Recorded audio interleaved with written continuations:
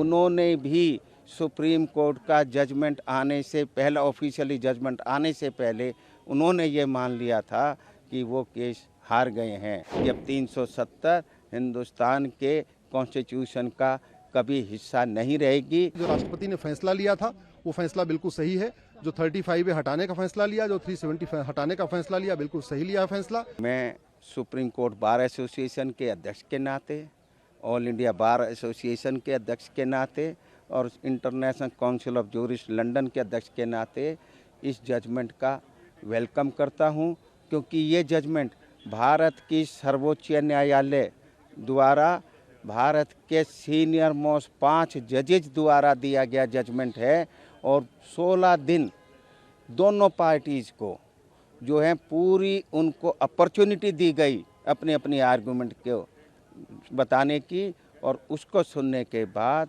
आज ये जो है डिसीजन आया है। और जैसे कि मिस्टर कपिल सिब्बल जो मेरी तरह एक सीनियर एडवोकेट हैं, जो मैं आज सुप्रीम कोर्ट बार का अध्यक्ष हूँ, वो पहले 2002 में अध्यक्ष रहे हैं।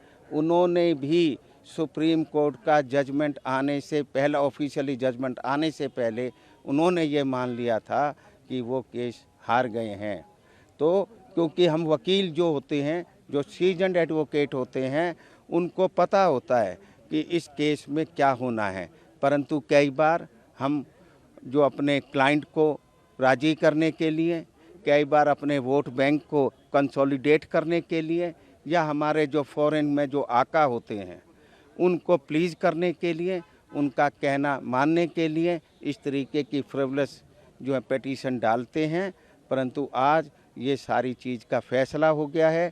वहाँ की जनता को जो गुमराह किया जा रहा था कि हमारा ये जजमेंट जो है 370 उठ जाएगा और फिर से जो भारत के खिलाफ आवाज़ उठाने वालों को आवाज़ उठाने का मौका मिलेगा, आज उनको ये मैसेज भारत की जो है हमारी सुप्रीम कोर्ट ने ये दे दिया है कि अब 370 हिंदुस्तान के कॉन्स्टिट्यूशन का कभी हिस्सा नहीं रहेगी।